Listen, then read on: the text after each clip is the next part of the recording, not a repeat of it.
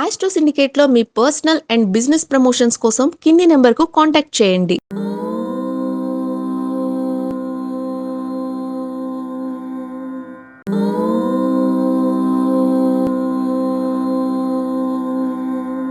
అందరికీ నమస్కారం. చొల్లంగి అమావాస్య.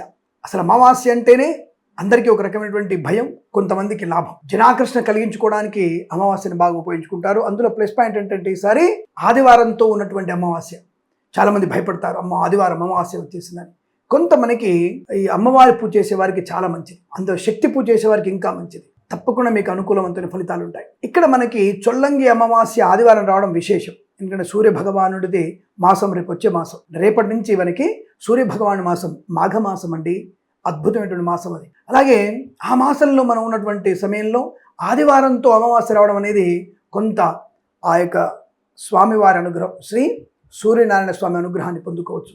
దీన్ని నిజంగా చెప్పాలంటే అమావాస్య, ఆదివారం, అలాగే వ్యతిపాత యోగం, శ్రవణ నక్షత్రం కలిస్తే ఇది అర్ధోదయం అంటారు దీన్ని. దాంట్లో ఒక్కటి మిస్ అయినా మహోదయం అంటారు. సో రెండు ఉన్నాయి కాబట్టి మహోదయం అనుకుందాం. ఆదివారం అమావాస్య మహోదయం లాంటిది. అంటే ఏమిటి? బలవత్తరమైనది, గ్రహణంతో సమానమైనటువంటి బలం ఉన్నది ఈరోజు. అందుకే ఈరోజు మనము అనుష్ఠానం చేసుకుంటే మంచిది. అంటే మనం అమ్మవారి అనుష్ఠానం కానీ, లలితాపారాయణం కానీ, విష్ణు సహస్రనామాన్ని ఎంత బాగా చేస్తే అంత మంచిది. అనుష్ఠానానికి బలమైనటువంటి రోజు ఈరోజు. మీరు అనుకున్నటువంటి పని సాధించడానికి, భగవంతుడి అనుగ్రహం తొందరగా పొందడానికి ఈరోజు కనుక మీరు భగవన్నామస్మరణ కనుక ఒక ఉదయం 2 గంటలు, సాయంత్రం 2 గంటలు చేస్తే అద్భుతమైనటువంటి ప్రయోజనం ఉంటుంది. జనాకర్షణ కూడా ఉంటుంది. తప్పకుండా మీరు యంత్ర తంత్ర మంత్ర యుక్తమైనటువంటి ఏ పూజలు చేసుకున్నా మీకు అనుకూలవంతమైన ఫలితం ఉంటుంది. ఖచ్చితంగా సద్వినియోగానికి మాత్రం ఉపయోగపడుతుంది. దుర్వినియోగం చేసే వ్యక్తులకి మేము చేతబడి మంత్రాలు చేస్తాం, వాళ్ళకి తిరిగి కొడుతుంది. నీ పతనం నువ్వే రాసుకుంటావు, జాగ్రత్త. కాబట్టి సత్కార్యానికి నీ మంత్ర అనుష్ఠానాన్ని ఉపయోగించుకుంటే అద్భుతమైన ప్రయోజనం ఉంటుంది. చొల్లంగి అమావాస్య రేపు రాబోయే రోజుల్లో కొత్త పంటలు వేయడానికి కూడా పనికొచ్చేటువంటి రోజు. రేపు పాడ్యమి రోజున ఇక నాగళ్ళకి అన్ని తాళ్ళు కడుతుంటారు, గట్టిగా అన్ని రెడీ చేసుకుంటారు, కుంచాలు రెడీ చేసుకుంటారు. విధి రోజున ఖచ్చితంగా మంగళవారం వచ్చినట్టు చేయరు, కానీ బుధవారం తదియే రోజు ఇక వాళ్ళు దుక్కి దున్నడానికి ప్రారంభం చేసేటువంటి రోజు. బ్రహ్మాండమైనటువంటి దుక్కిలు దున్నడం. ఇంకా మొన్న పంట వచ్చింది కదా చేతికి, ఇక కొత్త దుక్కి దున్ని మొదలు పెడతారు. తప్పకుండా వారికి ఏదైనా అంటే కొన్ని ప్రాంతాల్లో కొన్ని కాలువల పంటలు పండుతాయి ఇప్పుడు, లేదా కొన్ని కూరగాయలు వేస్తుంటారు. అటువంటి దుక్కి దున్నడానికి ప్రయత్నం కూడా చేస్తుంటారు. ఎందుకంటే ఈ పంట మళ్ళీ ఎండాకాలంలో, వేసవికాలం కల్లా చేతికి అందాలి కదా. కొంతమంది ధాన్యం వేయకుండా వేరే పంటలు వేస్తుంటారు. అంటే కూరగాయ ముక్కలు, క్యాబేజీ లాంటివి, టొమాటోలు అలాంటివి వేస్తుంటారు, మిర్చి పంట వేస్తుంటారు. తప్పకుండా ఇది చేతికి అందే అవకాశం. కొంతమంది పూలు వేస్తుంటారు, అవి కూడా బాగా పండే అవకాశం. సో వరి చేను వేయకపోయినా ఇంకా వేరే వేస్తుంటారు. సో తోటలు వేస్తుంటారు, బత్తాయి తోటలు అలాంటివి కూడా వేసే అవకాశం ఉంటుంది. అంటే తద్వారా వాళ్ళకి ఏంటంటే మంచి పంట లాభాన్ని పొందుకునే అవకాశాలు ఖచ్చితంగా ఉంటాయి. ఏదేమైనా చొల్లంగి అమావాస్య తరువాత రైతులకి ఉత్సాహవంతమైనటువంటి పండుగ వాతావరణం. అలాగే చొల్లంగి అమావాస్యకి మరొక ప్రత్యేకత ఉంది. ఏమిటంటే వీరరాఘవ స్వామి యొక్క ఉత్సవం జరుపుకుంటారు రోజు. చొల్లంగి అమావాస్య రోజున వీరరాఘవ స్వామి పూజ చేసుకోవాలి. అంటే సాక్షాత్తుగా విష్ణుమూర్తి యొక్క పూజ అని అర్థం. విష్ణుమూర్తి యొక్క అనుగ్రహంతో ఒక భక్తుడికి స్వామి వచ్చే అనుగ్రహము, ఆ వీరరాఘవ స్వామి యొక్క మనం వ్రతం చేసుకోవడం, వీరరాఘవ స్వామి యొక్క జ్యోతి వెలిగించుకోవడం మా అమ్మమ్మ గారు బాగా చేసేవారు. ఈ పుష్యమాసంలో అమ్మమ్మ గారు కూడా జ్యోతి పెట్టేవారు, వీరరాఘవ స్వామి జ్యోతి పెట్టేవారు.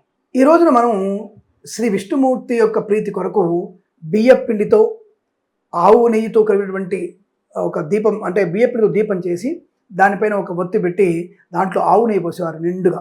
పొద్దున్నే సూర్యోదయానికి ముందే లేచి పెద్దవాళ్ళు పెట్టేవారు, మా అమ్మమ్మ గారు పెట్టేవారు. బ్రహ్మాండంగా సాయంత్రం వరకు ఆ యొక్క అంటే ప్రదోషకాలం వరకు ఆ యొక్క దీపం వెలుగుతూ ఉండేది. ఆ తర్వాత అది వెలిగిన తర్వాత దాన్ని అన్ని చిన్న చిన్న ఉండలుగా చేసి ఆ జ్యోతి మాకు ఆ ఉండల్ని మాకు ఇచ్చేవారు. ఎంత కమ్మగా ఉంటుందో, చాలా మంచి తీయగా. దాంట్లో పంచదార, తర్వాత యాలకులు అలాంటివి వేసి ఆ ఉండలు గడిచినప్పుడు ఎంత బాగా టేస్టీగా ఉంటాయో అవి మేము తినేవాళ్ళం. ఇలా చేయడం వల్ల ఏమిటంటే సమస్త రోగ నాశనాన్ని తగ్గించుకుంటాం. ఈ చొల్లంగి అమావాస్య రోజున శ్రీ విష్ణు ప్రీతి కొరకు వీరరాఘస్వామి జ్యోతి వెలిగించిన వారికి సమస్తమైన రోగముల నుంచి బయటపడి ఆనందకరమైనటువంటి శుభ ఆరోగ్య లాభం, అలాగే శత్రునాశనం, మిత్రలాభం, కొన్ని తప్పుడు మార్గంలో వెళ్ళే ఆలోచనల నుంచి కూడా పూర్తిగా మనము సత్కార్యాన్ని, సద్బుద్ధి వైపు మన స్థితి మళ్ళగలిగేటువంటి అవకాశం. కాబట్టి ఈరోజు తిరువళ్ళూరు అనేటువంటి క్షేత్రంలో చాలామంది స్వామివారి దర్శనం చేసుకుంటారు. ఆ వీరరాఘవస్వామి కూడా అక్కడ తిరువల్లూరులో ఉంది. కాబట్టి అక్కడ మీరందరూ కూడా వెళ్ళగలిగితే చాలా మంచిది. లేదా మనం ఇంటి పట్ల కూడా మనం స్వామివారి యొక్క దీపారాధన చేసుకొని ఆ వీరరాఘవ స్వామిని స్మరించుకుంటూ ఆయన అష్టోత్తరం చదువుకుంటే ఇంకా మంచిది. ఇలా వైద్యపరమైనది, భౌతికపరమైనటువంటిది ఈ అమావాస్య విశిష్టమైనది.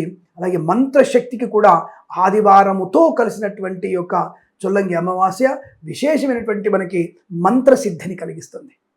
కాబట్టి తప్పకుండా మీరందరూ ఇటువంటి మంత్రసిద్ధితో స్వామివారిని ఆరాధన చేస్తూ ఆ యొక్క పశుపక్షాదుల పంచభూతాల యొక్క అనుగ్రహాన్ని పొందాలని కోరుకుంటూ మీరందరూ కూడా సమస్తమైనటువంటి శుభ ఆర్థిక ఆనందాది అదృష్టాలు పొందాలని కోరుకుంటూ సర్వేజన సుఖినో భవంతు. ప్రేమతో మీ కిరణ్ శర్మ.